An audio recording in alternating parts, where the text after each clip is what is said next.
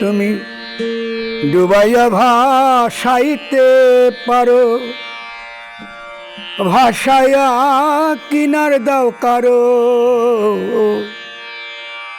তুমি ডুবাইয়া ভাসাইতে পারো, ভাসাইয়া কিনার দাও কারো।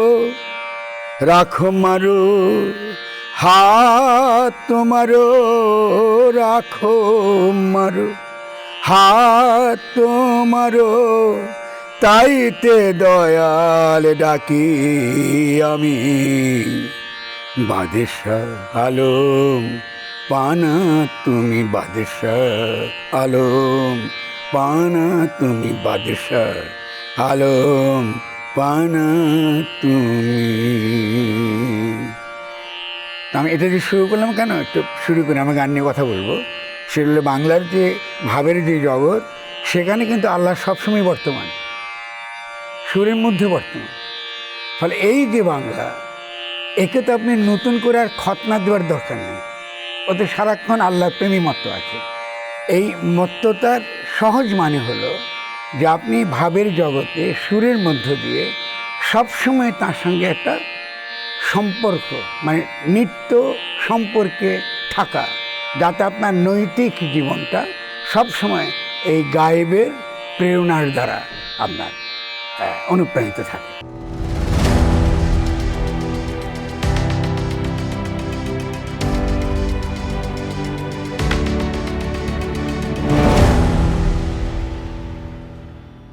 ঈদ মুবারক। শুরু করছি জিরো সাম গেম শো, ঈদের স্পেশাল আয়োজন। অতিথি হিসেবে আছেন স্পেশাল একজন, তার বিভিন্ন পরিচয়ে তিনি পরিচিত। আমরা কোনো পরিচয়ে না যাই, শুধু তার নামটাই বলি। আছেন আমাদের সাথে ফরহাদ মাঝার। আমরা আলোচনা করব সুরের ভূগোল নিয়ে। ফরহাদ মাঝার, আপনাকে আমাদের শোতে স্বাগত। অনেক ধন্যবাদ। আপনি কেমন আছেন? আচ্ছা, ভালো। শুরু করেছিলাম আমরা একটা গান দিয়ে, সেই গানের দর্শন, সেই গানের আরও পেছনের ইতিহাস, সেটা নিয়েই আমরা আলোচনাটা শুরু করতে চাই। তাহলে কিভাবে সুরের ভূগোলটা রচনা করা যায়? আমরা সুরের ভূগোলটা খুব গুরুত্বপূর্ণ বিষয়। আমি যেখান থেকে শুরু করেছিলাম এই ধারণাটা দেওয়ার জন্যে যে এই যে একটা আমাদের সমাজে একটা বিদ্যমান একটা চিন্তা কাজ করে যে গান হারাম, গানের প্রতি যে বিরুদ্ধতা তৈরি হয়েছে, এটা অত্যন্ত আধুনিক কালের। মানে যারা গান হারাম বলেন, এটা কিন্তু কোরআনের একটা আয়াতের এক ধরনের ব্যাখ্যা। কিন্তু এই গানটা দিয়ে আমি যেটা বোঝাতে চেয়েছি, বাংলা কিন্তু সবসময় ওই যাকে আমরা গায়ক বলি, যিনি অনুপস্থিত এবং তিনি নিত্য অনুপস্থিত, তার সঙ্গে সম্পর্ক রচনার অত্যন্ত গুরুত্বপূর্ণ মাধ্যম। মানে যেটাকে অন্য অর্থে মোরকে বলে সালাত কায়েম করা, নামাজ পড়া। নামাজ পড়াটা হচ্ছে একটা আকিদার প্রশ্ন, অবশ্যই আমি নামাজ পড়ার অসুবিধা নেই, কিন্তু ওই যিনি নাই, যিনি অনুপস্থিত, তাকে তো দেখা যায় না, তাকে তো দেখবার তো কোনো উপায় নেই। তিনি তো কখনো দেখা দেবেন না, ধরা দেবেন না। তো তার সঙ্গে আপনি সম্পর্কিত থাকবেন কী করে? সুর সেখানে গুরুত্ব। বাদশাহ আলমপনা, বাদশাহ আলমপনা, যিনি সর্বত্র বিরাজমান, তিনি তো শাহনশাহ, তিনি তো সভরেন, সর্বত্রই তো তিনি। আমি আপনি যে কথা বলছি, এখানে তো তিনি আছেন, তিনি তো কোথাও নাই, সর্বত্রই তিনি আছেন, কিন্তু তাকে আমি দেখতে পাচ্ছি না। তো যাকে আমি দেখতে পাচ্ছি না, যিনি গায়েব অথচ তিনি বর্তমান, তাকে আমি কি করে ধরব? এই বাংলা যদি সুরের ভূগোল আমরা সন্ধান করি, তার গোড়ায় কিন্তু এই ব্যাপারটা রয়েছে। তাহলে সুরের ভূগোলের সন্ধানে আপনার সাথে আমরা একটু সারা বাংলাদেশ ঘুরে আসি, খুব সংক্ষিপ্ত আকারে একটু ঘুরে আসি। কোন এলাকা দিয়ে শুরু করতে চান?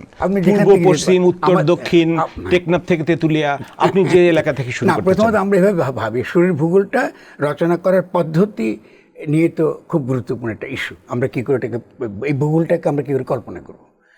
কারণ ভূগোলের সঙ্গে আমার সুরের সম্পর্কটা কী? ভূগোলকে সুরকে নিয়ন্ত্রণ করে না সুর ভূগোলকেও নিয়ন্ত্রণ করে, দুটোই। তো শুধু ভূগোলের দ্বারা কিন্তু আমরা সুরটা পুরোটা বুঝবো না। সুরের সঙ্গে জীবনযাপনের একটা সম্পর্ক আছে। আমি একটা ছোট্ট উদাহরণ দিয়ে বুঝতে পারবেন। ধরুন ভাটিয়ালি, কেমন ভাটিয়ালি, ভাটির গান ধরা যাক। ভাটিয়ালি এবং ভাইয়ার সঙ্গে কী পার্থক্যটা কোথায়? এটা সুরকে কী করে প্রভাবিত করেছে? আমরা যখনই ভাওয়াইয়ার কথা চিন্তা করি, এটা কিন্তু দূরত্বের গান, বিরহের গান। যেমন ওকি গাড়িয়াল ভাই, গাড়িয়াল ভাই তো একসঙ্গে ছিল, ও তো নাই এখন। আমি তাকে আবার ফিরে আসার কথা বলছি। ওটা একটা দীর্ঘ প্রান্তর কল্পনা করুন উত্তরবঙ্গের, সে প্রান্তরের মধ্যে আপনার যেখানে অবশ্যই গাড়িও আছে, গাড়িয়াল ভাইও আছে, এবং সেখানে ওই যে দূরত্বের যে ধ্বনি, দূরত্ব আপনার মধ্যে যে উপলব্ধিটা তৈরি করে, ওর মধ্য দিয়ে সুর যেভাবে নিজেকে প্রকাশ করে, ওই যে বিশেষ উপলব্ধিটা দূরত্বের, ওটা কিন্তু আপনার সুরের মধ্য দিয়ে আপনার বেরিয়ে আসে। ফলে ভাটিয়ালির একটা নিজস্ব চরিত্র আছে, যেটা আপনি শোনার সঙ্গে সঙ্গে আপনি সুরটা ধরে বুঝতে পারেন যে এটা উত্তরবঙ্গের ওই এলাকার প্রান্তরের গান, যেখানে আপনার এই চলে যাচ্ছে সে, হ্যাঁ, চিলমারির বন্দরে দিকে চলে যাচ্ছে তার গরুর গাড়ি, আপনি সে গাড়িয়ালকে আপনি ডাকছেন। তো এই ভুলটাকে এভাবে চেনার ব্যাপার। কিন্তু আপনি যদি ভাটি গানে আসেন, আপনি নৌকা ছেড়ে দিয়েছেন, পাল উঠছে, নদী বিস্তৃত, বাংলার নদী তো বিশাল ব্যাপার, সেই নদীর মধ্যে আপনি ভাটিয়ালি শুনছেন। ভাটিয়ালিতে আপনি এখন কোন রিজনে আসলেন? ভাটিয়ালিতে আমি কোনো রিজনে ফেলতে পারবেন না, ভাটিয়ালি সর্বোচ্চই এটা নিশ্চয়ই। এবং সর্বত্র মানে কি, শুধু আমাকে উত্তরবঙ্গেরও যদি আপনি গান এই ভাবের গানের সঙ্গে চিন্তা করেন, এটা শুধু প্রান্তর কেন্দ্রিকতা না। কেমন এই যে আপনার ধরুন বতুয়া শাক নিয়ে যে গান, বতুয়া টলমল করে, তো এটাকে তো খালি মানে ভাবিয়া গান বলতে পারছে না। ওই পরিস্থিতির মধ্যে একটা গানের একটা বিশেষ ধরনের একটা বৈশিষ্ট্য, চরিত্র সুরের মধ্যে, এমনকি কথার মধ্যে গড়ে উঠেছে। ফলে ওকে ওই চরিত্রের মধ্যে আপনাকে বুঝতে হবে, এবং সেখানের মধ্যে যদি আমরা সুর নিয়ে কাজ করি, তাহলে আমরা দেখবো যে আসলে ওটা আমাকে ওই উত্তরবঙ্গের স্মৃতিটাই, কোচবিহারের স্মৃতিটা আমাকে, রাজবংশীদের কথা। শচীন দেব বর্মনের খুব বিখ্যাত একটা গান শুনে আমরা ছোটবেলা থেকে শুনেছি, কে যায় রে ভাটি নাও বাইয়া, আমারে ভাই ধন রে কইও নায়ন নিতে যাইয়া। হ্যাঁ, সে তো বটে। তো আপনি শচীন একটা গানের কথা বলছেন, আপনি শচীনের তো অধিকাংশ গানে, যেটা হিন্দি গানকে প্রভাবিত করেছে, সবই তো লোকগীতি থেকে নেওয়া, অধিকাংশই। কারণ তার যে সবচেয়ে বড় যে প্রতিভা, সেই প্রতিভার জায়গাটা শচীনের মতো এত বড়, আমি বলবো যে সঙ্গীতকার তো আসেননি আমাদের উপমহাদেশে। ফলে তিনি তো বাংলাকেই হাজির করেছেন। তার এটাই তো হিন্দি সঙ্গীতকে সমৃদ্ধ করেছে। আমরা তো ততটা সমৃদ্ধ হতে পারিনি, কারণ এই গান নিয়ে তো আমরা কত কাজ করি না। হিন্দি সঙ্গীত আমাদের কাছ থেকে নিয়ে সমৃদ্ধ হলো, আমাদের তাহলে ব্যর্থতার বীজগুলো কোথায় ছিল? কি ব্যর্থতা আমাদের সমাজে? আমাদের ব্যর্থতার সবচেয়ে বড় আমি মনে করি যে বাধা হলো যে একটা হচ্ছে যে আমরা প্রথমত এভাবে দেখি, আমাদের হিস্টোরিকের বলাটা ভালো। বাঙালি মুসলমান তো দীর্ঘদিন ঠিক যে অর্থে শিক্ষা বলে, যেটাকে আমরা এনলাইটেন বলি, হ্যাঁ, এনলাইটমেন্ট খারাপ দিক আছে, তার মধ্যে ঔপনিবেশিকতা আছে, অনেক নেতিবাচক দিক আছে, কিন্তু এনলাইটমেন্টের সঙ্গে তার তো সরাসরি সম্পর্ক আসলে হয়নি। যাদের সম্পর্ক হয়েছে এরা কারা? এটা তো উচ্চবর্ণের হিন্দু অধিকাংশই, রবীন্দ্রনাথ ঠাকুর থেকে শুরু করে বঙ্কিমচন্দ্র, কি আপনি যাদের কথা বলেন, উচ্চবর্ণের হিন্দুর সঙ্গে এনলাইটমেন্ট হয়েছে, ইনক্লুডিং রামমোহন। ফলে তারা কিন্তু ওই এনলাইটমেন্টের ফলেও তারা কিন্তু একত্ববাদও গ্রহণ করেছে, অনেক পরিবর্তন হয়েছে চিন্তা জগতে। ফলে গানের ক্ষেত্রে, সঙ্গীতের ক্ষেত্রে তারা অবদান রাখতে পেরেছেন, এবং কোনো সঙ্গীতও তো আকাশ থেকে তো হঠাৎ করে ছিঁড়ে পড়ে না। রবীন্দ্রের গানও তো আপনি পাবেন না, আপনি বলেন রবীন্দ্রের বাউল অঙ্গের গান বলে, রবীন্দ্র বাউল ছিলেন না, কিন্তু গান তো শুনেছেন, সেই গানের সুরটা তিনি গ্রহণ করেছেন, চেষ্টা করেছেন ব্যবহার করতে, এবং সফল হয়েছেন। তার ফলে আমাদের এখানে যেটা দুর্ভাগ্যক্রমে, বাঙালি মুসলমান তো গান শিখতে এসছে অনেক পরে। আপনি আব্বাস চৌধুরীর যদি আমার জীবন কথা পড়েন, তো আপনি দেখবেন আব্বাস গান কী করে শিখেছে, তাকে তো গান গাইতে দেওয়া হয় না। গানের বিরুদ্ধতা তার সঙ্গে নতুন না, তো এসেছিল তিনি মুসলমানদের গান গাওয়া হারাম, এই যে ইসলামের গান গাওয়া হারাম, সেখান থেকে আব্বাস চৌধুরী গেছে ওই যে রমজানের রোজার শেষে এলো খুশির ঈদ, আপনি বললেন, গানটা গাইলেন, তো লোকে তো শুনে মনে আরে এটা তার গান হতে পারে, যে ঈদ নিয়ে তো গান। এই গানটা না বাজলে তো আমাদের রমজানের ঈদ আসছে বলে মনে হয় না। এই জন্য তো আপনাকে উদাহরণ দিচ্ছি। তো উনি যখন গাইতে দিচ্ছেন, আমি পুরো গল্পটা পুরোটা তো বলতে অনেক সময় লেগে যাবে। এখন তিনি বলেছে এটা আমি গান, লোক তো খালি গলা গাইলে, লোক খুব ভালো লাগছে, গানটা তো গাইলাম, কিন্তু একটু হারমোনিয়াম না হলে কেমন হয়, তো বলে হারমোনিয়ামটা তখন তাকে দেওয়া হয়, তখন তিনি হারমোনিয়াম গানটা গেলেন। তারপরে তাকে বলে যে তাহলে তাল ছাড়া কী করে গাইতে হয়, তিনি তাল ছাড়া থেকে করে গাইলেন। এইভাবে কিন্তু বিভিন্ন এলাকায় গিয়ে আব্বাস চৌধুরী কিন্তু বাংলাদেশে এই আমাদের জায়নামাজের পাশে হারমোনিয়াম এনেছেন। ফলে জায়নামাজের পাশে এই যে হারমোনিয়াম আসা বাঙালি মুসলমানের ঘরে, এটা তো বিরাট বিপ্লবের ঘটনা। আমরা কি এটাকে এভাবে আমরা শিকার দিয়ে করেছি? আজকে আব্বাস চৌধুরীর নাম শুনবেন, তিনি তো অসাধারণ মানুষ ছিল। একে তো শুধু সঙ্গীত গান করছেন, ভাবে গান করছেন, এভাবে বিচার করলে তো হবে না। আজকাল তো আমি দেখছি আমি ওকে ফেরদৌসিকে ভুলে গেছে। বাংলাদেশের গানের ক্ষেত্রে তো গুরুত্বপূর্ণ মানুষ, এটা তো একটা বিশাল একটা জীবন তাদের এর পেছনে তারা আপনার ব্যয় করেছেন। কারণ আমরা তো রাষ্ট্রীয়ভাবে তাদেরকে যেই সম্মানটুকু দেওয়া দরকার ছিল, এটা তো আমরা দেই না, এটা সত্য। যে অনেক সময় তার রাজনৈতিক 71-এর রাজনীতির কারণে ওই বিভাজনটা ঘটেছে, হয়তো বা কিছু রাজনৈতিক ব্যাপারে ছিল তার পেছনে। কিন্তু আমাদের তো একটা জেনারেশন, আমাদের বাবা চাচারা তো পাকিস্তান চেয়েছে, তারা তো পাকিস্তানের বিরোধী ছিল না। তারা মনে করেছে পাকিস্তানটা দরকার আছে, কারণ বাঙালি মুসলমান যেভাবে অত্যাচারিত হয়েছে, নিপীড়িত হয়েছে ইংরেজের আমলে, ফলে তার একটা আলাদা দেশ, আলাদা রাষ্ট্র তার থাকা দরকার। কিন্তু তারা যে পাকিস্তান রাষ্ট্র চেয়েছে তা তো নয়। কিন্তু 47-এর দেশ বিভাগটা তো আপনার ঐতিহাসিকভাবে তো সঠিক ছিল, এটা তো ভুল ছিল না। কিন্তু আমরা এটাই কী করেছি, পলিটিসাইজ করেছি। পলিটিসাইজ করার পরে ওই যে যাদেরকে আমরা পাকিস্তানপন্থী বলে চিহ্নিত করি, দাগিয়ে দেই, তখন তারা আমাদের ইতিহাস থেকে, আমাদের স্মৃতি থেকে তাদের যে ঐতিহাসিক অবদান সেটা আমরা অস্বীকার করেছি। এটা দ্বারা তো কোনো জাতি গঠিত হবে না। ফলে সঙ্গীতের ক্ষেত্রে আমরা মারাত্মকভাবে পিছিয়ে পড়েছি। যেমনটা বলছিলেন আব্বাস উদ্দিন ওই সময় একটা বিপ্লব ঘটিয়েছিলেন, তাহলে এর পরের অনেক দশক চলে গেছে, এখন আমরা কোন জায়গায় অবস্থান করছি? আমাদের ভয়ের সংস্কৃতি নাকি জয়ের সংস্কৃতিতে আমরা আছি? আমরা জয়ের সংস্কৃতির মধ্যে আছি। যদি আপনি আমাকে বলেন, আমি তো হতাশ লোক না, সমস্যা হলো আমার এটা, আমি তো কখনোই হতাশ না। আমি সবসময় নতুন কিছু অবলম্বন চাই, যার ভিত্তিতে আমরা সামনে এগিয়ে যেতে পারি। আমি মনে করি বাংলাদেশের সাংস্কৃতিক জগতে ইতিবাচক অনেক কিছু ঘটেছে। আমরা যে ওটাকে যে স্বীকার না করে এটা ভুল হবে। একটা দেশ দেখুন, আচ্ছা লালনের কথাই বলি, তার আমি ধরা দিতে পারবো তাড়াতাড়ি। লালন তেমন কি আপনার ধরুন 80 দশক পর্যন্ত আপনার পল্লীগীতিতে ছিলেন, লোকগীতির মধ্যে তো ছিলেন। ফলে রবীন্দ্রনাথ ঠাকুর ঋষি আর লালন হলেন ব্যভিচারী, গাঁজাখোর, এইভাবে তো প্রচার হয়েছে। এই প্রচারটা কোথা থেকে এসছে? পশ্চিমবঙ্গ থেকে এসছে।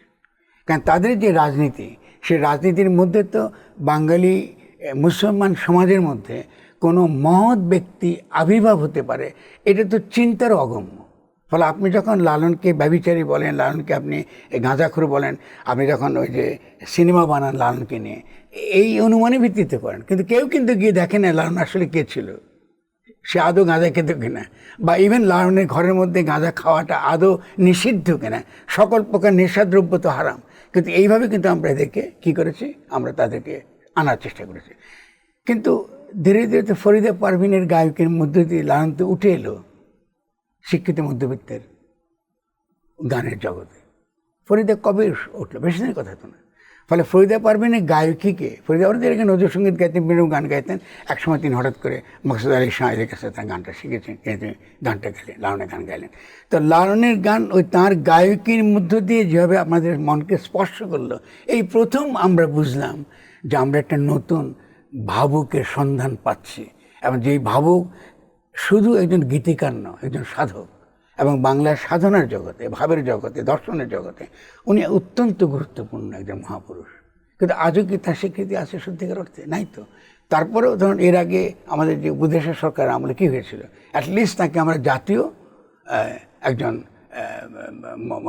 মহান মানুষ হিসাবে আমরা স্বীকৃতি দিয়েছি, কারণ আমরা লালনকে এখন জাতীয় উৎসব আকারে তাকে পালন করি।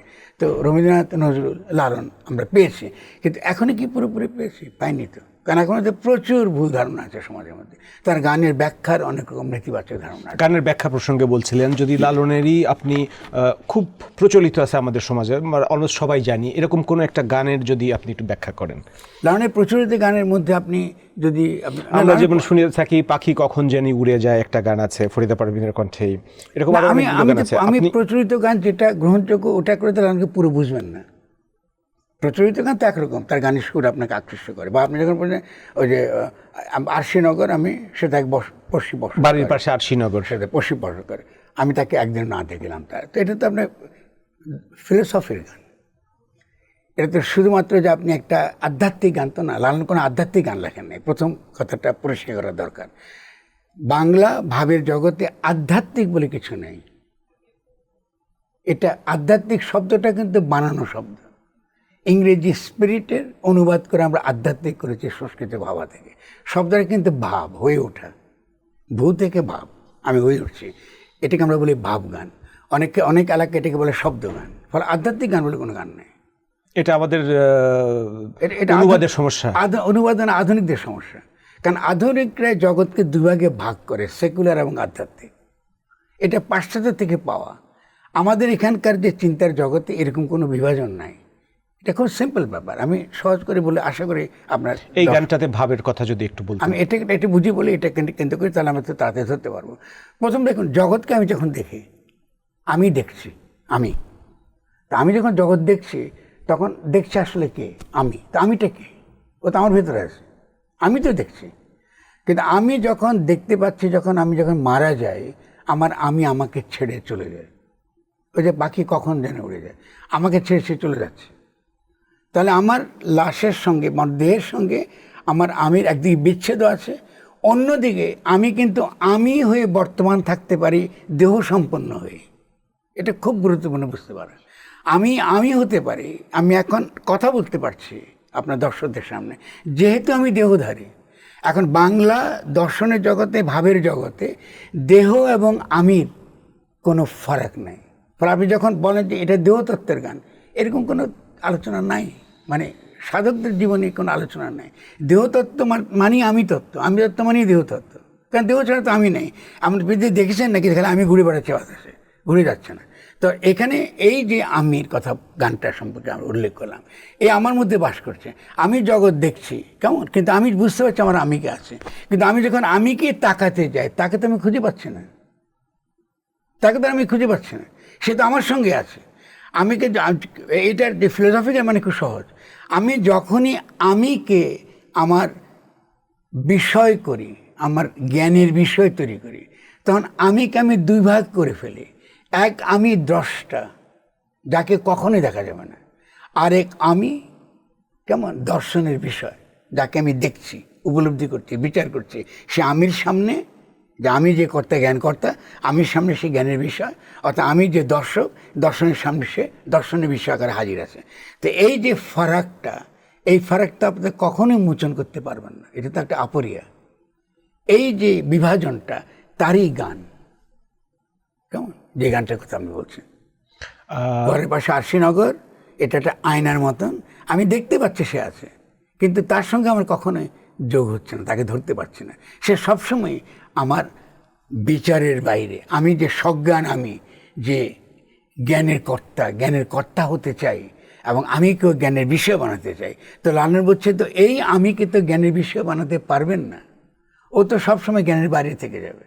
তাহলে দেখা যাচ্ছে বাংলা কিন্তু দেকার্তিয়ান না। আমরা যখন এই যে আমি এবং জগতের যে পার্থক্য করি, দেকার্তে কী বলছেন, যে নিশ্চিত জ্ঞান, যে আমি যেহেতু চিন্তা করি, অতএব চিন্তাটাই সত্য, জগৎটা সত্য না, আমার চিন্তা সত্য। ফলে চিন্তা এবং জগতের মধ্যে তিনি যে বিচ্ছেদটা করেছেন, ওই বিচ্ছেদটা আমার চিন্তার জগৎ, বাংলাদেশের চিন্তার জগতে নাই, আমার ভাবের জগতে এটা নাই। এটা তো আমি পাশ্চাত্য থেকে আনছি, এটা তো বিদেশ থেকে নকল করছি আমি এটা। ফলে আমার এখানে তো চিন্তা মাত্রই সে কি মনে করে, সে দেহ সম্পন্ন। ফলে সে যখন আঙ্গুল দিয়ে আমাকে দেখায় এই দেহতত্ত্ব গান, দেহতত্ত্ব গান বলে কোনো গান নেই, সব গানই দেহতত্ত্বের গান, সব ভাবগানই দেহতত্ত্বের গান। কারণ এটা তো দেহের প্রশ্রয়তে বলছে। আমার মানে শব্দটা দেহ বলি না আমরা ভাবের জগতে, আমরা বলি বর্তমান থাকা।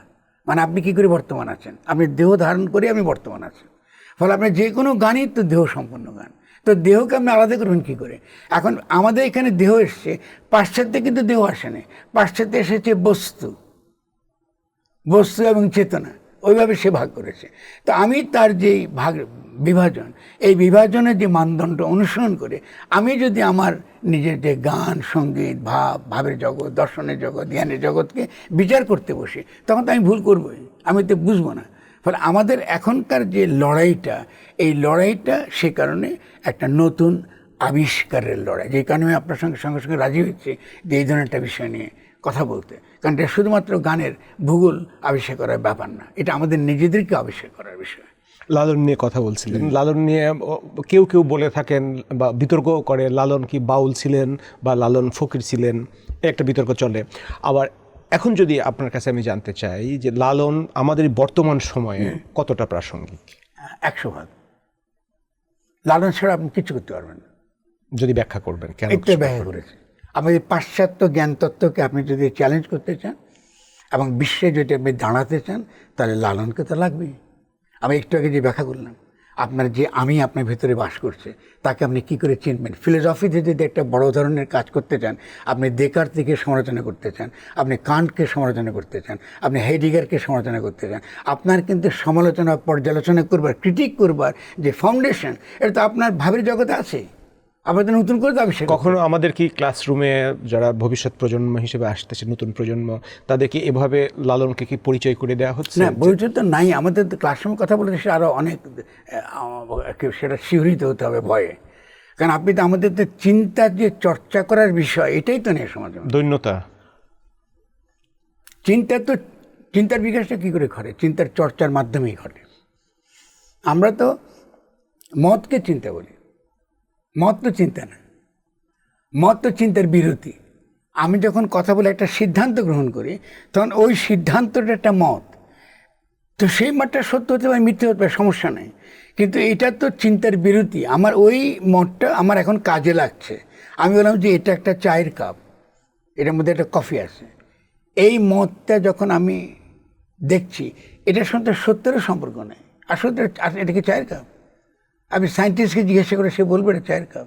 আপনি যে কাপটা বানিয়েছে সে তো বলবেন আর এটা সিরামিকের জিনিস। তুমি কী বলো তুমি?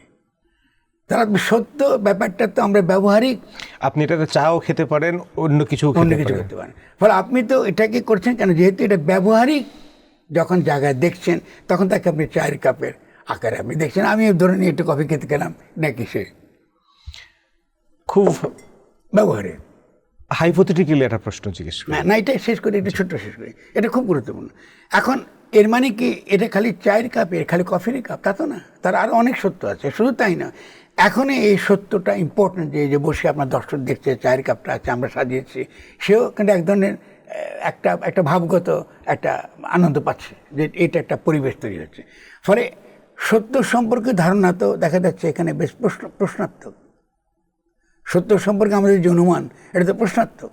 সত্য একটা উপলব্ধি হতে পারে, সত্য যে যুক্তি হতে পারে, যে আমরা যখন প্রোগ্রাম করি তখন বলি যে সত্য, ঠিক আছে, এটা লজিক্যাল হতে হবে, তো ফাইন, সেখানে সত্য একরকম আছে। ভাষায় যখন বলি সূর্য ডোবে, সূর্যকে ডোবে? সূর্য ডোবে না, কিন্তু এটাকে তো আমি সত্য বলে তো মানি। সূর্য ডুববে ঠিকই, আমি দেখতে পাচ্ছি সূর্য ডুবে, কিন্তু সায়েন্টিস্টকে বলে কি সে বলবে সূর্য ডুবছে? তাহলে দেখা যাচ্ছে আমাদের ব্যবহারিক জীবন, এই জন্য সবথেকে বর্তমান, আমি যেভাবে বর্তমান থাকি, সে বর্তমানে থাকার মধ্যে সত্যের রূপ একরকম।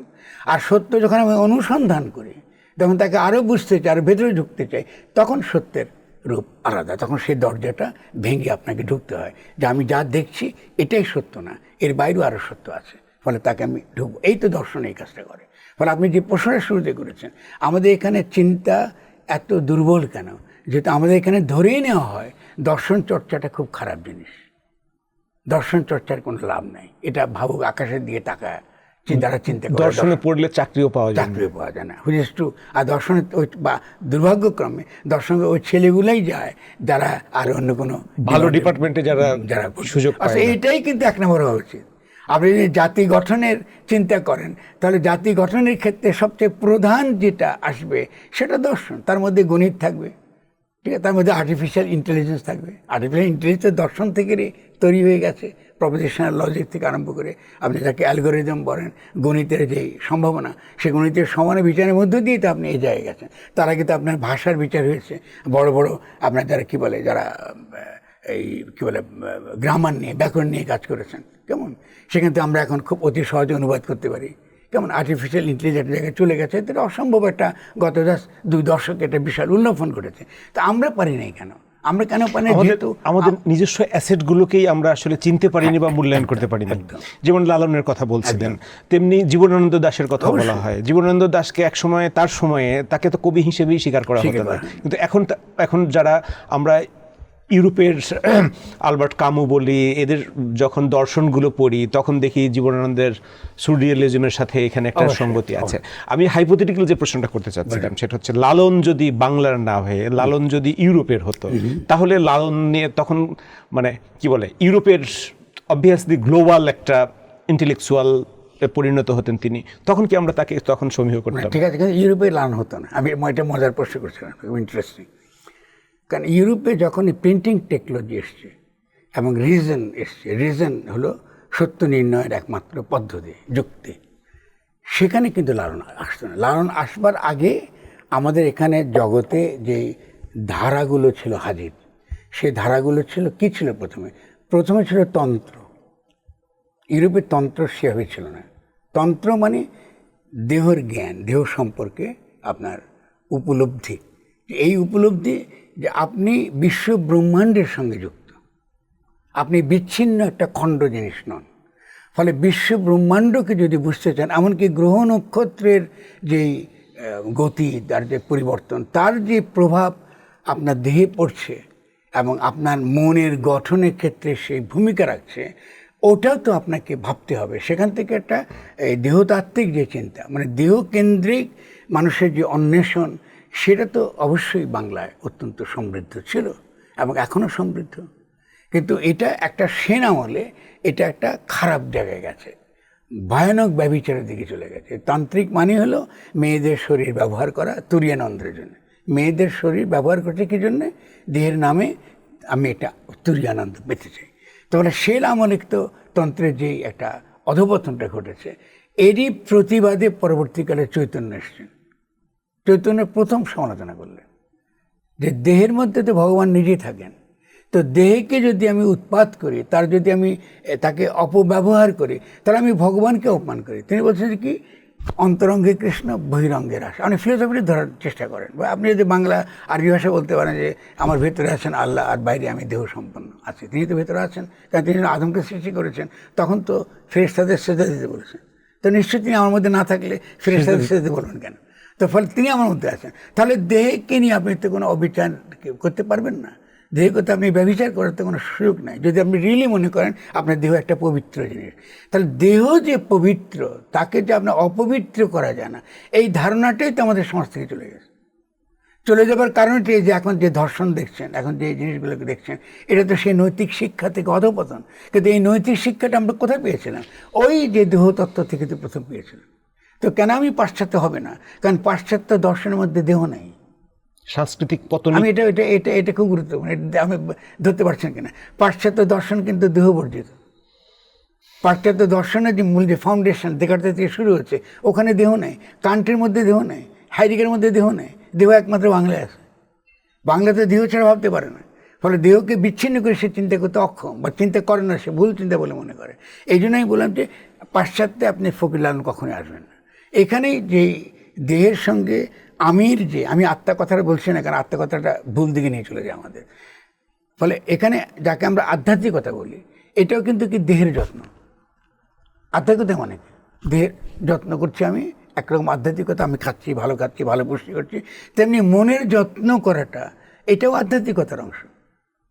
মনকে যত্ন করছি আমি, যেন মন যেন দর্শন না করে। মন, এই যে লালনের বিখ্যাত গান আছে, মন সহজে সই হবে, যে তোমার এত কিছু বুঝে তুমি তো উল্টো পুল্টে চলো কেন? তাহলে মনকে, মন নিজে চিরদিন আলডিঙে ঘাস খাওয়া, চিরদিন তুমি এটা করছো। তাহলে এই যে গানটার মধ্যে তো বাংলার আধ্যাত্মিকতা কী জিনিস, এটা মনের যত্ন। খুব সহজ কথা। ওই স্পিরিচুয়ালিটি বলে কোনো শব্দ বাংলা, সেলফ কন্ট্রোল। অবশ্যই সেলফ কন্ট্রোল। সেলফ কন্ট্রোল মানে কি? অ্যাট দ্য সেম টাইম আপনি স্বাধীন। আপনাকে বাইরে থেকে কেউ আইনের দ্বারা আপনাকে শাসন করে। দেখেন কত ডিপলি রাষ্ট্রতত্ত্বের সঙ্গে যুক্ত, যে আপনি বাইরে থেকে কোনো শক্তি আপনাকে কী করছে, আপনাকে কিন্তু শাসন করছে না, আবার দেহ নিয়ন্ত্রণ করছে না, যেটা আমরা মিশেল ফুকুর কাছে আমরা এখন বায়ো পাওয়ার পড়ে এটা শিখি। কিন্তু এখানে তো দেহকে নিয়ন্ত্রণ করছে, সই হওয়া, ঠিক হয়ে যাও, আর এলোমেলো যাবে না, আলডিঙে ঘাস খাবা না। এই যে নিজেকে শাসন করা, এটা তো একটা ফ্রিডমের একটা অন্য ধরনের প্রকার। এটাই তো সাধনার জায়গা। সাধনা তো আলাদা কোনো অ্যাবস্ট্রাক্ট ফালতু জিনিস না, খুব গুরুত্বপূর্ণ জিনিস।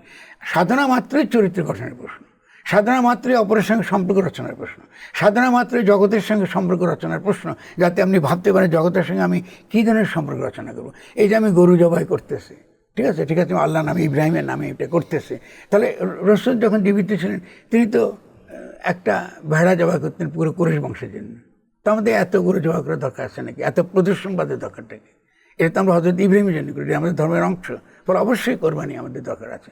কিন্তু তাহলে মনকে যদি জিজ্ঞাসা করি, আমার যদি 1 কোটি টাকা গড়ে নিয়ে সবাইকে দেখায়, ফুল দেখায়, নিয়ে এসে দেখায় আমাকে কোরবানি দিতে হবে কেন? কোরবানি তো আমি প্রদর্শনের জন্য করি নি। প্রদর্শন আমি করতে পারছি যেহেতু আমি মিল্লাতে ইব্রাহিম, আমি তার অন্তর্গত। এবং যেহেতু খ্রিশ্চানরা আপনার এই সকল প্রকার গরু কোরবানি বন্ধ করে দিয়েছে বা সকল প্রকার পশু কোরবানি বিভিন্ন মন্দিরে যেটা হয়েছে এটাকে তারা বন্ধ করেছে, কারণ তারা বলতো যে সর্বোচ্চ কোরবানি দিয়েছেন হযরত ঈসা সাল্লাল্লাহু আলাইহি ওয়াসাল্লাম। বলে খ্রিশ্চানদের তর্ক এটা যে ঈসা তো সবচেয়ে সর্বোচ্চ কোরবানি দিয়েছে, আর কিসের কোরবানি, আর তো কোনো কোরবানি দরকার নেই। এটা ভালো কথা, আপনি এই দিক দিয়ে খ্রিস্ট এই তত্ত্বটা তো খারাপ তত্ত্ব না, ভালো তত্ত্ব। কিন্তু আমাদের এখানে কোরবানিটা কী ছিল? সংযমের সঙ্গে যুক্ত, কমিউনিটি বিল্ডিংয়ের সঙ্গে যুক্ত। আপনি যদি কোরবানি যে আপনি যে মাংস আপনি যখন গ্রহণ করেন, আপনি মিল্লাতে ইব্রাহিমের অন্তর্গত হয়ে যাচ্ছে, আপনি একটা কমিউনিটি তৈরি করার অংশ ওটা। ফলে এই স্যাক্রিফিশিয়াল এই দানটার আরও অনেক ফিলোসফিক্যাল তাৎপর্য আছে। আপনি তো দেখবেন যে বাচ্চাদের দর্শন আলোচনা হয়েছে, আমাদের এখানে এগুলো নিয়ে কোনো আলোচনা হয়নি, ঠিক আছে? আমি কিয়ারকেগার্ড বলুন, দেরিদা বলুন, তার হসপিটালিটি যে আলোচনা ইব্রাহিম সম্পর্কে হয়েছে, তো আমরা তো এই হিসেবে তো আমাদের কোনো আগ্রহ তো নাই, ফলে আমরা সমাজ গঠন করতে পারি না। এই আলোচনা তো আসা দরকার, তর্ক হওয়া দরকার, এর মধ্য দিয়েই তো আমরা সামনে আমরা এগিয়ে যাব। তার আগে তো ভয়ের সংস্কৃতিটাও দূর হওয়া দরকার। অবশ্যই ভয় এর পরিবেশে তো আপনার এই মুক্ত আলোচনা, মুক্ত বুদ্ধির চর্চা তো সেটা সম্ভব কখনো হবে না। না। ভয়ের সাংস্কৃতিক চর্চাও তো সম্ভব হবে না। আপনার অবশ্যই কখনো আর ভয়ের সংস্কৃতি মানে কখনো সাংস্কৃতিক চর্চা। তাহলে রাজনীতি তো এখানে ভয়ের সংস্কৃতিটা তৈরি করে। এখানে তো শুনুন, ভয়ের সংস্কৃতির তত্ত্বটা কিন্তু এসছে হবসের কাছ থেকে। ভয়ের তত্ত্ব কোথা থেকে এসছে? হবসের তত্ত্বটা মূল কথা কি? মূল তত্ত্বটা হলো এই যে মানুষ হানাহানি করে, ঝগড়া ফ্যাসাদ করে, মারপিট করে, কেমন? ফলে মানুষ যদি এইভাবে যে একটা জঙ্গলের পরিবেশ তৈরি করে রাখছে, মানে জগৎটা একটা জঙ্গল, আদম সন্তানদের যে সমাজ এটা একটা জঙ্গল, পশুদের সমাজ। ফলে এখানে তো আপনার শান্তি যদি আমি চাই তাহলে কি করতে হবে?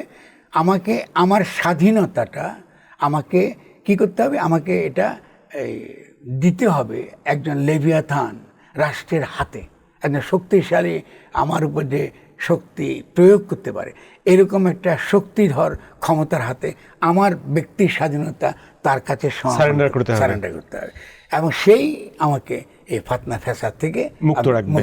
একটা কন্ট্রাক্ট, এটা হলো হবসিয়ান কন্ট্রাক্ট, রুশিয়ান কন্ট্রাক্ট তত্ত্ব আলাদা। এখন আপনি একটু ডিপলি ভাবেন, ইসলাম কিন্তু সূরা বাকার একটা মজার গল্প আছে যে ফেরেশতারা তর্ক করেছে আদম সম্পর্কে। তর্কটা কি? যে যদি তুমি আদম সৃষ্টি করো, সে দেশে গিয়ে কী করে ফেতনা ফ্যাসাদ করবে? ডিবেট হচ্ছিল, জি হচ্ছে না ফেতনা। তা আল্লাহ কি বলছে? এনি আলাম আল্লাহ তালাম, আমি যেটা জানি তোমরা এটা জানো না। তাহলে ফেরেশতারা তো জানেন না। তাহলে ওই যে ফেরেশতাদের আর্গুমেন্ট আর টমাস হবসের আর্গুমেন্ট কিন্তু একই। মানে ইসলামের মধ্যে কোনো রাষ্ট্রের তত্ত্ব নাই, এই অনুমান নাই যে মানুষ শুধু ফাতনা ফ্যাসাদ করে। মানুষ ফাতনা ফ্যাসাদ করে যেহেতু সে ইবলিসের শয়তানের ফুসলানির দ্বারা সে এই ধরনের ফাতনা ফ্যাসাদ, দ্বন্দ্ব সংঘাত, মারপিট, অন্যকে মারবো, একে মারবো, একে হত্যা করবো, এই ধরনের আপনার এই দিকে সে চলে যায়। ইসলামেতে মূল যে প্রস্তাবনা এটা তো ফাতনা ফ্যাসাদের প্রস্তাবনা না। ফলে ফেরেশতাদের যিনি সর্দার ইবলিস, তো ইবলিসের বিপরীতে তো এটা একটা আল্লাহ তো চ্যালেঞ্জ দিয়ে রেখেছে, হ্যাঁ তুমি চেষ্টা করতে পারো কিন্তু শেষ পর্যন্ত মানুষ ফাতনা ফ্যাসাদ করবে না। কারণ আমি তার মধ্যে যে রুহটা দিয়েছি, তাকে যে খলিফা, তাকে যে খেলাফতি, তাকে যে তার নিজেকে নিজে শাসন করবার, নিজেকে নিজে দমন করবার, একটুকে যে আলোচনা করেছে আপনারা, দমন করে যে ক্ষমতা দিয়েছে, তার যে বিবেক দিয়েছে, তার যে জ্ঞান দিয়েছে, তার কারণে সে কখনোই ফাতনা ফ্যাসাদের মধ্যে যাবে না। তাহলে এই হচ্ছে তো আমাদের ধর্মীয় লিজেসি, ধর্মের মধ্যে এই জিনিসটা আপনার রয়ে গেছে। তো আমরা কি কখনো এগুলিকে ইভোক করি? তাহলে টমাস হবসে যে তত্ত্ব এটা তো ইবলিসের তত্ত্ব, সূরা বাকারের ইবলিসের তত্ত্ব আর টমাস হবসের তো একই। কিন্তু টমাস হবসের তত্ত্বের ভিত্তিতে তো আমরা রাষ্ট্র গঠন করতেছি। তার রাষ্ট্রটা তো ইবলিসের রাষ্ট্র। এই রাষ্ট্র কেন? সে তো আমার সেনাবাহিনী দিয়ে, পুলিশ দিয়ে আমাকে দমন করতেছে। সে আমার ব্যক্তি স্বাধীনতা হরণ করে। কেন? সে বিশ্বাস করে না যে আমি যদি ব্যক্তি স্বাধীনতা পাই, আমার জ্ঞান, বিবেক, প্রজ্ঞা এর যদি বিকাশ ঘটে, তাহলে তো আমি সত্যিকার অর্থে একটা উম্মাহ, মানে সত্যিকার একটা সমাজ আমি গঠন করতে পারবো। মানে মানুষ তো সামাজিক জীব, মানুষ তো একা থাকতে পারে না। ফলে সে সমাজটা আমি গঠন করতে পারবো যদি আমার উপর বাইরে এরকম কোনো শক্তিধর কোনো কেউ না থাকে, আমাকে নিয়ন্ত্রণ না করে। ঠিক আছে, দেখেন আমি একটা ছোট্ট উদাহরণ দিয়ে শেষ করি, তাহলে তাতে আপনি দর্শক বুঝতে পারবেন। যে কোনো যারা আমার কথা শুনছেন, আমি তাদেরকে একটু নিজেদেরকে প্রশ্ন করতে বলবো, আপনার মনে যদি পুলিশ থাকে তাহলে বাইরের পুলিশ লাগবে? এটা হচ্ছে ইসলামের প্রশ্ন, খুব সিম্পল। এই জন্য ইসলাম রাষ্ট্রতত্ত্বে বিশ্বাস করে না, প্রশাসনে বিশ্বাস করে। মানে জনগণের কল্যাণের জন্য আপনার প্রশাসনিক ব্যবস্থা। গ্রাম বাংলায় একটা প্রবাদ এরকম শুনতাম, বনের বাঘে খায় না তাকে, মনের বাঘে খায়। একদম, হ্যাঁ, এখনো আছে, এটা আমাদের গানও আছে মেলা। তো গ্রাম বাংলার কথায় আসছিলাম, যেমন আগে আমরা জাস্ট শো শুরু হওয়ার আগে একটা আলোচনা করছিলাম যে আগে গ্রাম বাংলায় অনেক আগে যখন বিয়ে শাদির বিষয়গুলো আসতো, ছেলে পক্ষ থেকে পাত্রী দেখতে আসতো, পাত্রীকে বিভিন্ন ধরনের প্রশ্ন জিজ্ঞেস করতো। কোনো কোনো সময় পাত্রীকে কেউ এটাও জিজ্ঞেস করতো যে মা তুমি নাচতে পারো কিনা, গান গাইতে পারো কিনা। সেই যে প্র্যাকটিসটা, চর্চাটা, সেটা এখন খুব পাওয়া যায় বা রেয়ার। এই মানে এটা কি আপনি কি বলবেন, এটা আমাদের অনেক উন্নতি হয়ে গেছে নাকি আমাদের পতন হয়ে গেছে? না, এই কালচারগুলো, সে গ্রামের এই কালচারকে তো আমরা পশ্চাৎপদ বলে ধারণা করে এটাকে নানান ক্ষেত্রে আমরা বাইরে দিয়ে দিচ্ছি। কিন্তু এই গানের কনটেক্সটটা সাংঘাতিক মজা। কনটেক্সটটা হচ্ছে যে মেয়েকে আপনি জবুথুবু করে আনছে, সামনে বসে দিয়েছেন, পাত্রপক্ষ দেখতেছে মেয়ে। কারণ আগে কী হতো, মেয়ে পক্ষ যেন মেয়ে খুব সুন্দর করে সাজায় গুজায় আমি তাকে সামনে আনিয়ে দিচ্ছেন, বিকেলবেলা আলো পড়ছে তার মুখের মধ্যে। তখন পাত্রপক্ষের দিক থেকে যখন বলছে সোনার চাঁদ বদনে ধ্বনি, নাচো তো দেখে, ও যে জড় বস্তু না এটা প্রমাণ করার জন্য এই গানটা গাওয়া হয়েছে। ফলে অ্যান্টি প্যাট্রিয়ার্কাল গানটা কিন্তু একান্তই পুরুষতান্ত্রিক যে মূল্যবোধের বিরোধী গান এটা। এবং মজাটা হলো, এই গানটা যখন গাওয়া হচ্ছে তখন মেয়েদের পা কিন্তু উপরে ওঠার কথা না, এটা কিন্তু নাচও আছে। মানে এই গানটার সঙ্গে একটা নাচের একটা বিশেষ পদ্ধতি আছে, আপনার পা কিন্তু উপরে উঠতে পারবে না, কিন্তু সে নাচবে। এটা কেন হচ্ছে যে বিকজ মেয়ে কিন্তু বাধা ইহলৌকিক। সে আপনি যত সুফিদের যত গান শুনবেন সেখানে বারবারই যে মেটাফোরটা আসে, মেটাফোরটা হচ্ছে এই যে আপনি দুনিয়া আসছেন, দুনিয়া আপনার সংসার, স্বামী আছে, আপনার ননদী আছে, সে আপনাকে সারাক্ষণই কী করতেছে, ইহলৌকিকতা আপনাকে বন্দি করে রেখেছে। আপনি ইহলৌকিক কাজে বন্দি, ফলে আপনি আল্লাহকে ডাকতে পারতেছেন। তাহলে আপনি এই যে বন্দি দশা থেকে মুক্তি পাওয়ার জন্যে যখন কৃষ্ণ বাঁশি বাজায় আপনি সাড়া দেন। আপনি যখন বলেন যে এটার পরকীয়া, এটা তো পরকীয়া না তো আসলে। কারণ আমাদের দর্শনের মধ্যে যে প্রজনন উৎপাদন মানে সন্তান উৎপাদনের ক্ষেত্র আর প্রেমের ক্ষেত্রে তো আলাদা। প্রেমের ক্ষেত্রে তো আর যাকে ভালোবাসেন সে তো আলাদা। আর প্রেমের তো সর্বোচ্চ প্রেম হচ্ছে আল্লাহ প্রেম, যে আল্লাহকে ভালোবাসে। তো আল্লাহকে ভালোবাসা তো পরকীয়া। আপনাদের স্বামী আছে, আপনি আল্লাহকে ভালোবাসেন কেন? আমি সিম্পলি প্রশ্নটা পেয়ে করি। গ্রামের লোক তো বুঝে, গ্রামের যে কোনো মেয়ে বুঝে। আপনার তো ঘর সংসার আছে, আপনার স্বামী আছে, আপনার শাসন, শাসন মানে কি আইন টাইন ব্যবস্থা, সামাজিক ব্যবস্থা সবই আছে। তারপরে আপনি কেন কৃষ্ণের বাঁশি শুনলে, আল্লাহর কথা শুনলে বা আল্লাহর কোনো একটা রূপ কল্পনা করে আপনি পাগল হয়ে যান কেন? তাহলে মানুষের মধ্যে তো এই সব তো আছেই। তার মানুষ মাত্রই তো এই পরকীয়া করে, মানে তার ইহলৌকিক জীবনের বাইরে সে একটা পারলৌকিক জীবনের সঙ্গে তার একটা বিবাহ আছে। আপনি এটাকে কী করে আপনি এটা কী করে দমন করবেন? এটা তার স্বভাবের অন্তর্গত। এই সব না থাকলে তো তার পক্ষে উন্নত জীবন তো সম্ভব না, নিজেকে আবিষ্কার করাও সম্ভব না। নিশ্চয়ই। সে কী করে? তোদের জীব থেকে যাবে, জন্তু জানোয়ার থেকে যাবে। ওর তো জীবের জীবনটাই তো প্রজননের জীবন। আপনি যখন সন্তান উৎপাদন এবং পুনরুৎপাদন করছেন, সমস্ত সন্তান উৎপাদন এবং পুনরুৎপাদন ছাড়া চলতে পারে না। আচ্ছা, আপনি এটাকে আপনি আধুনিককালে নিয়ে আসেন। আপনার যে আধুনিক অর্থনৈতিক যে জীবনটা, আপনি চাকরি করছেন, সমস্ত কিছু প্রতিদিন ইহলৌকিক কাজে আপনি ব্যস্ত, এইটা ছাড়া তো আপনি চলতে পারছেন না। কিন্তু এটাই কি আপনার জীবন? তারপরে তো আপনার কৃষ্ণের বাঁশি বাজে, আপনার মনে ভিন্ন এই ইহলৌকিকতার বাইরে একটা ইহপর, ওই যে পরলোকের বা পারলৌকিকতা একটা ডাক আপনি নিজের মধ্যে অনুভব করেন। এই যে আত্মার যে ধর্মটা আপনার মধ্যে যে আমি বাস করে, এই যে শুনতে পারে, এই যে নিজেকে বদলাতে পারে, ওই সুখটার সঙ্গে সে নিজেকে বদলায়। ওর জন্য সে উন্মুখ থাকে, ওর জন্য সে ইহলৌকিক যে বন্ধনের বাইরেও সে একটা উন্নত সমাজ কল্পনা করতে পারে। না, এই সমাজ আমার জন্য গ্রহণযোগ্য না, আমি আরেকটা সমাজ চাই। সেটাকে সমাজতন্ত্র বলুক, কি আপনি কি কমিউনিজম বলুক, কি ইসলামী সমাজ বলুক, কিছু আসে যায় না। সেটা ইউটোপিয়াও হতে পারে, এক ধরনের হতে পারে, কিন্তু সে এটাতে সে সক্ষম। এটা তো তার অসম্ভব, তার যে স্বভাব, তা অত্যন্ত ইতিবাচক স্বভাব তার এটা। তা সেই জন্য আপনি দেখবেন যে আমাদের এখানেও যে অদ্ভুত ব্যাপার, যে আমাদের এখানে বাংলাতে দেখবেন যে এই যে বিচ্ছেদ গানটা অসম্ভব রকম জনপ্রিয়। বিচ্ছেদ গানের কথা বলছিলেন, আমরা সুরের ভূগোল নিয়ে আলোচনা করছি। আমার মনে হয় ময়মনসিংহ, নেত্রকোনা একটু আলাদা, এই রিজনে গেলে অনেক বিচ্ছেদের গানও পাওয়া যাবে। বিচ্ছেদ পাবে, এটা কারণ ওখানে ওই জায়গাতে ময়মনসিংহ এটা অনেক বেশি প্রভাবিত, শাক্ত প্রভাব বলি আমি। আপনি যদি ওখানে দেখেন যে জালালউদ্দিন খাঁ, তার যদি গান আপনি খেয়াল করেন, বা ওখানে যারা এই এসছে তাদের গানের দিকে চরিত্র খেয়াল করেন, দেখবেন যে প্রভাবটা খুব শাক্ত।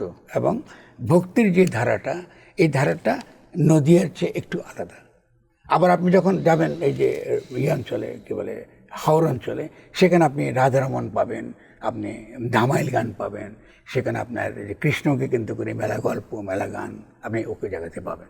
কিন্তু ময়মনসিংহ আবার চরিত্রের দিক থেকে খুব আলাদা, খুব ইজিলি চেনা যাবে। আপনি জালালউদ্দিন খানের গান শুনলে আপনি বুঝবেন যে এর চরিত্র।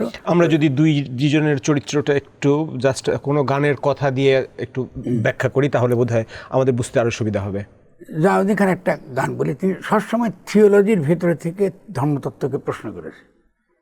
থিওলজির ভেতরে মানে ইসলামের যে ধর্মতত্ত্ব, এই ধর্মতত্ত্বের ভেতরে থেকেই তিনি ধর্মতত্ত্বকে প্রশ্ন করেছেন। যেমন এই সুরত দুযোগে যাবে যে বলে সে গুণাগার, সিম্পল।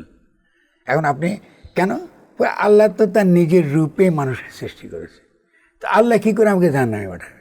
আমার ভিতরেও তো আল্লাহ আছে। আমার তো আছে, তো পাঠাবে কেমনে? তো এই হলো যে তার রেজিস্ট্যান্স, তার বিরুদ্ধে ওই যে আপনার লিটারাল ইন্টারপ্রিটেশন অফ থিওলজি, যে আক্ষরিক যে ব্যাখ্যা ধর্মতত্ত্ব হাজির করে, এর বিরুদ্ধে এটা প্রতিবাদ। খুব অদ্ভুত ঘটনা। কী ঘটে দেখেন, গ্রামে যখন আপনি যাবেন দেখবেন যে একদিকে ওয়াজ চলে, মানে আমাদের গ্রাম তো একসময় অনেক বেশি সহনশীল ছিল। এটা আমার নিজের, আমি তো দীর্ঘকাল ঘুরে বেড়িয়েছি সে জায়গাতে। সারা রাত ধরে আপনার ওয়াজ চলতেছে এক পাশে, পাশেই কিন্তু ঢোল বাজিয়ে গানও চলতেছে। দাঙ্গা হয়েছে এটা নিয়ে, এটা কখনো শুনিনি। আবার যারা গান শুনেছে ওটা কিন্তু ধর্মচর্চারই অংশ, যারা ওয়াজ করছে ওটা কিন্তু ধর্মচর্চারই অংশ। কেমন এই পরিবর্তনটা মূলত হয়েছে ফরাজি আন্দোলনের পরে। বাংলা গ্রামাঞ্চলে অনেক পরিবর্তন ঘটেছে, তখন ওই বিশুদ্ধ ইসলামের তত্ত্বটা এসছে। পরবর্তীকালে এটা আরও বেশি রিইনফোর্স হয়েছে, যেটাকে আমি বলি পেট্রোডলার ইসলাম। পেট্রোডলার ইসলাম মানে একটা বিশেষ ধরনের ব্যাখ্যা চাপিয়ে দেওয়া হয়েছে ফোর্সফুলি। মসজিদগুলো, সেখানে যেসব যারা খতিবরা ছিলেন, তারা তখন একটা বিশেষ ধরনের ব্যাখ্যাটা চাপিয়ে দিয়েছে। চাপিয়ে দেওয়ার ফলে আমরা ওই যে পুরনো যে আজকে যে কথা তুলেছেন ময়মনসিংহে যে জালালউদ্দিন খানের প্রত্যেকটা গানের মধ্যে আপনি এই ধরনের প্রশ্নগুলো আপনি পাবেন। এই থিওলজির ক্রিটিক, যেটা আমরা মার্কসের প্রচলিত অর্থে যেটা মার্কস যেটা বলছেন, এটা ধর্মতত্ত্বের পর্যালোচনা। ধর্ম যেটা বলতেছে তার পাল্টা তিনি ধর্মকে প্রশ্ন করছেন, যেটা একটাকে বললাম এরকম। তার অনেক গান আপনার আছে। তা সেজন্য ওদিকেও আপনার আরও ওখানে আপনার হাওড় অঞ্চলে এসে কাকে পাচ্ছেন? শহরে হাওড় অঞ্চলে এসে, হাওড় অঞ্চলে রাধারমণ আছেন, হাওড়ে ধামাইল গানটা বেশি আছে। কারণ হাওড় অঞ্চলকে আমি ধামাইলকে বাদ দিয়ে হাওড়কে আপনি চিনবেন না কিছু। ধামাইলটা হলো মেয়েদের গান। অদ্ভুত কি জানেন, ওরা ঘরের কাজ করছে, ঘর সংসার সাংঘাতিক রকম ব্যস্ত, তারপরে হঠাৎ করে কার গান গাইতে ইচ্ছে হচ্ছে মেয়েদের, ও মেয়েকে কেউ কোলে নিয়ে কেউ নিয়ে এসে ওই যে ঘুরে ঘুরে গান গাওয়ার। কি গান গাইছে? গান গাই ধামাইল গান মানে স্টোরি, মানে কৃষ্ণের সেই নিয়ে গল্প। এবং সেই কৃষ্ণের গল্পের মধ্যে এর মধ্যে আপনি পাবেন যে নারীমূলক তার যে ক্রিটিক, যে কৃষ্ণের সম্পর্কে সমালোচনা, কৃষ্ণকে তাকে একটা ফিলোসফিক্যাল ফিগার আকারে তাকে হাজির করা, মানে তিনি ভগবান, কিন্তু তার সঙ্গে তো প্রেমের লীলা চলছে সারাক্ষণই। ফলে রাধা কৃষ্ণের সম্পর্কটা, কোনো গানের কথা মনে পড়ে? ধামেল গান তো গল্প বলে, এটা প্রচুর গানের কথা, প্রচুর ধামেল গান আছে। আমি তো এই জন্য আপনাকে বলছি যে ওরা যেটা জানে ওদেরকে নিয়ে এলেন, শোনাবো আমরা এক সময়। কিন্তু ধামেল গানটা ওদিকে দিয়ে আপনার আছে, রাধারমণের গান ওদিক দিয়ে ওই জায়গাতে আপনার ওই জায়গাতে আছে, রয়েছে প্রচুর আপনার গান এই জায়গাতে রয়েছে। তো আমি মনে করি যে প্রথমত যেটা ওই যে আমরা ভূগোলের যারা ভূগোল, ওখানেও আপনি দেখবেন যে ওই হাওরের যে রূপটা, যে আপনি একটার সময় আপনি হাওরে পানি প্রচুর সময়, যে অন্যান্য অঞ্চলের চাষাবাদের যেমন ওখানে চাষাবাদের ধরনটা ওঠা না, ফলে ওখানে একটা কালেকটিভ গানের একটা ধরন গড়ে উঠেছে। এবং এটা তারপরে উকিল মুন্সি ধরুন, উকিল মুন্সির গানটা শুনেছেন? জি। তো উকিল মুন্সির গানটা আবার ধামাইল থেকে একটু আলাদা। উকিল মুন্সিটা আমি দেখবেন তিনি একজন মসজিদের ইমাম ছিলেন, ঠিক না? তো এখন সেখানে বসে তিনি এই তার গানটা তিনি লিখেছেন। সেখানে খুব বেশি তার ইমেজের মধ্যে তার অনেক গান আছে, কিন্তু তার বিশেষভাবে বিখ্যাত তার যে নায়ুরের গান, যেটা যে আপনার ওই যে আমাদের দেশে মেয়েরা আগে কী করতো, বর্ষার সময় নায়ক নায়রে যেত, জি। তো ফলে ওই যে নায়রটাকে তিনি ব্যবহার করছেন যে তার বাবার বাড়ি যাবেন, যেখান থেকে তিনি এসছেন, মানে আল্লাহর কাছে যাবেন, তার যখন বিদায়, তার যখন মৃত্যুর সময় উপস্থিত হয়েছে, তখনই ওই নায়রের গান যে তিনি ফিরে যাবেন, ফাইনাল ডেস্টিনেশন ডেস্টিনেশনে ফিরে যাবেন। এগুলো খুবই সুন্দর এবং এগুলো যে মানুষের মনকে যেভাবে ঋদ্ধ করে এবং আপনাকে একটা একটা এক ধরনের পরিতৃপ্তি দেয়। পরিতৃপ্তি ঠিক কী করে বলবো, মানুষের যে মৃত্যু তো মানুষের খুব জীবনের অত্যন্ত গুরুত্বপূর্ণ একটা ব্যাপার। ফলে মৃত্যুকে চিন্তা করে সে যখন এই মৃত্যুকে মোকাবেলা করে, এটা তো সহজ না। তো এটা আমরা যত সহজ মনে করি, মৃত্যু তো ভীতি তো থাকে মানুষের। ফলে এই ভীতিকে কাটিয়ে তোলার জন্য বিভিন্নভাবে সে মৃত্যুকে কল্পনা করেছে। হ্যাঁ, নিশ্চয়ই। উনি তো ওনার আরেকটা খুব জনপ্রিয় বলি শব্দটাই, শোয়া চান পাখি, আমি ডাকিতাছি তুমি ঘুমাইছো নাকি। প্রচুর গান আছে, প্রচুর গান আছে। আমরা সিলেট অঞ্চলের দিকে একটু যেতে হবে। সিলেট অঞ্চলে যে হাসন রাজা আছে, সিলেটকে আপনি বাদ দিতে পারবেন না। আব্দুল করিম আছে, আব্দুল করিম আছে ওখানে। শুনুন, সিলেটটা যদি বলি তাহলে সিলেট তো চৈতন্যের বাড়ি। তো সিলেটের মধ্যে আপনার ওই প্রভাবটা আমি পাবেন, আপনার শ্রী চৈতন্যের যে প্রভাবটা তার আমলে। তিনি তো ওখান থেকে মাইগ্রেট করে চলে গেছেন নবদ্বীপে। ফলে সিলেটে তার আগে যে বৈষ্ণব যে প্রভাবটা ছিল, ওই প্রভাবটা এখনও সিলেটে রয়েছে। সিলেট বাংলাদেশের অন্যান্য যে কোনো জেলার চেয়ে অনেক বেশি, এখন বলতে পারবো না আমি, অনেক বেশি সহনশীল। এবং সিলেটকে কেন্দ্র করে আপনি পুরো আসামকে চিন্তা করতে পারেন। যে কথা আজান ফকিরকে তেন বাদ দিতে পারবেন না। ফলে এখনও সে আজান ফকির আপনার গান, জারি গান যেটা, এটা খুবই জনপ্রিয় আসামের মধ্যে, কেমন? তো ফলে সিলেট একটা একেবারে সাংস্কৃতিকভাবে ভিন্ন, ওটার পাহাড়ি অঞ্চল, তার গানের ধরন আলাদা। ওখানে জারি গান অনেক বেশি আপনার জনপ্রিয় ছিল এবং এখন আছে, মানে জিকির ধরনের গান অনেক বেশি জনপ্রিয়। তো সিলেট সম্পর্কে, সিলেটের গানের মধ্যে ভাব এবং দর্শনের ভিতরে বড় পার্থক্য দেখা যায়। হ্যাঁ, একদম আলাদা। চিন্তা, অনুমান, ধারণাটি আলাদা। দর্শন মানে হলো যে, দর্শন শব্দটা সংস্কৃত থেকে এসছে। ফিলোসফি মানে জ্ঞানের জন্য ভালোবাসা। আপনি কনসেপ্টটা খেয়াল করেন, ফিলোসফি হলো জ্ঞানের জন্য, সোফিয়া তার জন্য, ফেলো মানে যে গ্রিক ভাষা, তার প্রতি আকর্ষণ, জ্ঞানের প্রতি আকর্ষণ, এই অর্থে ফিলোসফি বলে। আমি বলছি আপনার হাওর ময়মনসিংহ অঞ্চল থেকে সিলেট অঞ্চল, এইখানে যে সুরের সৃষ্টি হয়েছে, এই সুরের মধ্যে ভাব বা দর্শনের মৌলিক কোনো পার্থক্য পরিলক্ষিত হয়? হ্যাঁ, নিশ্চয়ই, ডেফিনেটলি আছে। এটা প্রথমত আমি মনে করি এখানে আপনার ভাবগত দিকটা সিলেটের দিকে অনেক বেশি হয়েছে। আপনার এই দার্শনিক প্রশ্নটা তোলার যেই পরিমাণ শক্তি আমরা নবদ্বীপে দেখি, ওরকম ওঠে নাই। এটা ময়মনসিংহের দিকে যতটা উঠেছে, এমনকি জালালউদ্দিন খাঁর হাতে, নবদ্বীপে আপনার চৈতন্যের কারণে ওই ধারাবাহিকতা আছে বলে ফকির লালনপুরের যে শক্তিশালী যে ধারাটা এসছে, সেটা আমরা সিলেটে সেভাবে দেখি না। কিন্তু একই সঙ্গে সঙ্গে শ্রীমতী রাধিকাকে কেন্দ্র করে আপনার যে সকল গানগুলা হয়েছে, কারণ রাধা তো বেদে নাই, আমি এটা না বলে আবার ধরতে পারবেন না আপনার দর্শকরা। আমরা অনেকে ভুলে যাই, শ্রীমতী রাধিকা দেবী কিন্তু বেদে নাই, উপনিষদে নাই, মহাভারতে নাই। তিনি একান্তই বাংলার আবিষ্কার, একান্তই বাংলার আবিষ্কার। এবং বাংলা তাকে কেন্দ্র করে যে ভাবের জগৎ গড়ে তুলেছে, এটা একেবারে ইউনিক। ফলে আপনি ওই সিলেট কি ধরুন, কি আপনার ইভেন কি আপনার ময়মনসিংহ, সেখানেও তিনি হাজির আছেন। কিন্তু ময়মনসিংহে তো শ্রীমতী রাধার নাই, অতটা নাই। ময়মনসিংহ যেহেতু ময়মনসিংহ গীতিকার, একটা তো দেখেছেন, এটা গল্প প্রধান একটা জগৎ, সেই জগতের মধ্যে যে ভাবের জগৎটা গড়ে উঠেছে, এটা অনেকটা এথিক্যাল একটা গল্প বলা হচ্ছে, কিন্তু একটা এথিক্যাল প্রশ্নকে রিজলভ করার জন্য। কিন্তু আপনি নবদ্বীপে গেলে আপনি দেখবেন যে, বা নদিয়াতে গেলে আপনি দেখবেন এটা একটা ফিলোসফিক্যাল কোশ্চেন আকারে এটা ডেভেলপমেন্ট হয়েছে। এই পার্থক্য খুব সহজে আপনার চোখে পড়ে। আমি কথা বলতে গিয়ে হঠাৎ করে আমার মনে হলো, এটা আমরা যদি এটাকে ওই লোকগান আকারে বিচার করার পদ্ধতি একরকম হবে, সেক্ষেত্রে আমার এই আলোচনাটা আমাকে আরো সমৃদ্ধ আমরা একটু চট্টগ্রামের দিকে যেতে চাই। চট্টগ্রামের সুরের ভূগোলটা কেমন?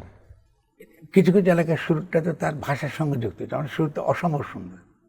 চট্টগ্রামের সুরের মধ্যে অলওয়েজ এক ধরনের, যেটা আমি মজার যেটা পাই, সেটা হলো এক ধরনের এটাকে আমি কোন ভাষা বলে সেটা ভালো, এক ধরনের বিনোদনমূলক ভাষা, এক ধরনের এমন একটা ভাষা যেটা আপনাকে খুব আন্তরিক করে তোলে, কেমন। তো সেখানে লোকগীতিটা মানে লোকগীতির ফর্মটা বেশি ডেভেলপ করেছে।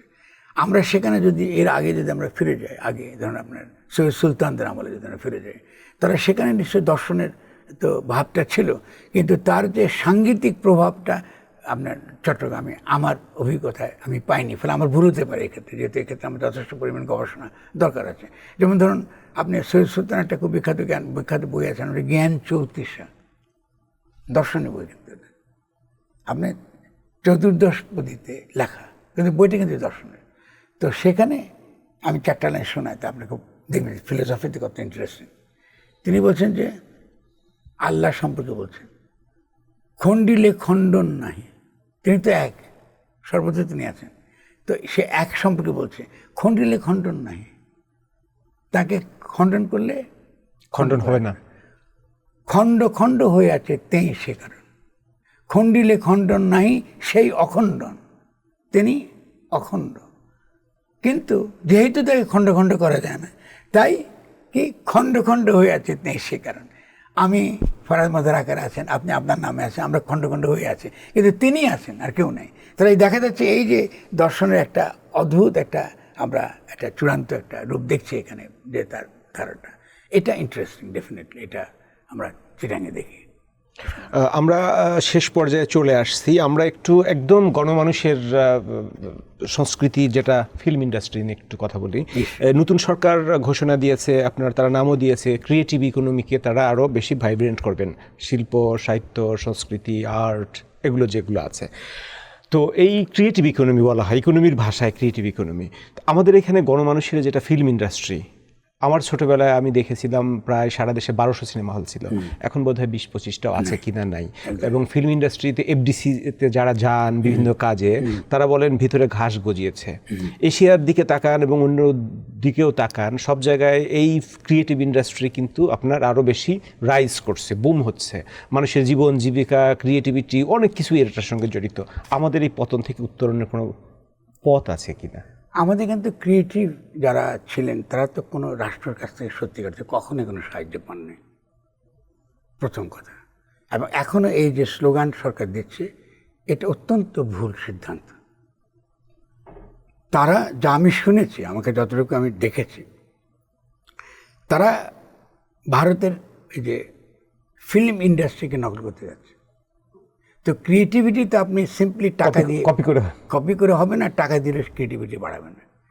যদি তারা সত্যিকারে ক্রিয়েটিভিটি চাইতেন, এই যে যেমন আপনি আমাকে দেখছেন যে আমরা মাজার নিয়ে কাজ করছি দীর্ঘকাল, আপনি এর আগের সরকারের সময় আমরা বারবার বোঝাতে চেষ্টা করেছি আমি, আপনারা শিল্পকলা একাডেমি দিয়ে কোনো শিল্পী তৈরি করতে পারবেন না। যারা সমাজ তার নিজের প্রয়োজনেই আর্ট তৈরি করে, নিজের প্রয়োজনে সে ক্রিয়েটিভ কাজটা করে। তো যেসব ক্ষেত্রে এসব ক্রিয়েটিভ কাজগুলো হয়, ওগুলোকে রক্ষা করেন। এই জন্যে মাজারের পক্ষে আমি সবসময় কথা বলি। কারণ এখানে আপনি কোটি টাকা যদি দিয়ে আপনার যদি শিল্পকলা একাডেমি চালান, আর মাজার তো সাধারণ মানুষের টাকাতেই চলছে। আপনি যদি বৃহস্পতিবার শাহ আলী মাজারে যান, আপনি দেখবেন যে ছোটো ছোটো আর বড় বড় কাফেলা, ওদের ভাষায় খুব মজার, ছোটো ছোটো কাফেলা বিভিন্ন জায়গা থেকে গরিব শিল্পী ওখানেই সে গান গাইতে আসে। কেন? কারণ ওখানে গান গাইলে 10টা টাকা সে 5টা টাকা সে সাধারণ মানুষ তাকে দিয়ে যায়, এটাই তার কিন্তু সংসার চলে। ফলে তার কিন্তু গানের যেই বিনোদনের দিক আছে, তার মধ্যে তার ক্রিয়েটিভিটি আছে। আর মাজারে যেহেতু আসে, ফলে তার সেই গানগুলো কিন্তু সিম্পলি চটকদার বিনোদনের গান না, সিরিয়াস গান। এবং ফলে এদের মধ্যে থেকে বড় বড় শিল্পীরা কিন্তু গড়ে উঠেছে। এবার আমি মাজারে গিয়ে একটা খুব আমাদের একজন অল্প বয়সী একজন গান শুনলাম, মানে আমি খুবই মুগ্ধ হয়েছি তার গান। লালনে গান গেয়েছে, কিন্তু সে লালনে গান গায় বলে মনে হয়নি আমার। কিন্তু তার মতো বয়াতি গান বলি আমরা, বয়াতি গান লালনে গানটা আলাদা। তো কিন্তু তিনি ওই বয়াতি গানের ভাবের জায়গায় দাঁড়িয়ে তার যে সাংগীতিক তার যে রূপ, ওখানে দাঁড়িয়ে লালনের গান পরিবেশন করেছে, কিন্তু ভীষণ সুন্দর হয়েছে। এটা তো একটা ক্রিয়েটিভ কাজ, তার নিজের মতন করে উপস্থাপন করেছে। তারটা তো একদম নদীর মতো মিলতে হবে এমন তো কোনো কথা নেই। কারণ ভক্তির ধারাতে এরকম কোনো নিয়ম নেই যে এটা বিশ্বভারতী না, যে আপনি বিশ্বভারতী বসে আছেন, আমার গানের কি সেমিকোলন এদিক ওদিক হওয়া যাবে না।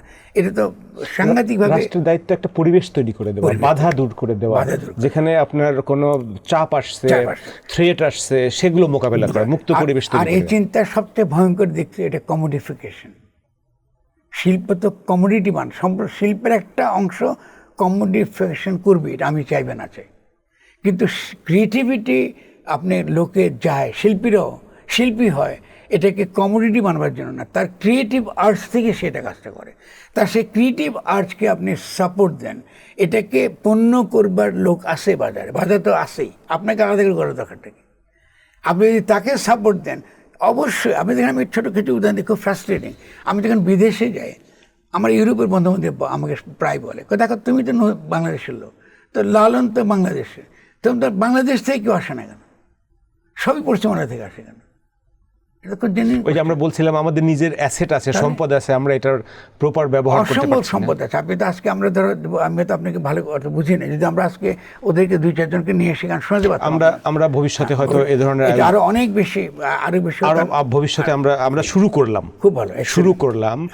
আপনি আমাদের সময় দিয়েছেন, এজন্য আপনাকে ধন্যবাদ, এবং এই বিষয়গুলো নিয়ে কথা বলতে চেয়েছেন। শুরুতে আপনি আমাদেরকে একটা গানও শুনিয়েছেন, কয়েক লাইন, সেই জন্য আপনাকে ধন্যবাদ। সবাইকে শুভেচ্ছা। আপনার দর্শকদের আশা করি যে আমাদের আলোচনা তাদের ভালো লাগবে। নদিয়া নিয়ে কিছু কথা বলেছি, 2টো লাইন শোনাই। গোর সময় গোর এসে হৃদে বসে, গোর এসে হৃদে বসে করলো আমার মন চুরি, সে কি আমার কবার কথা আপন বেগে আপনি মরি, গোর এসে হৃদে বসে, গোর এসে হৃদে বসে করলো আমার মন চুরি, সে কি আমার কবার কথা আপন বেগে আপনি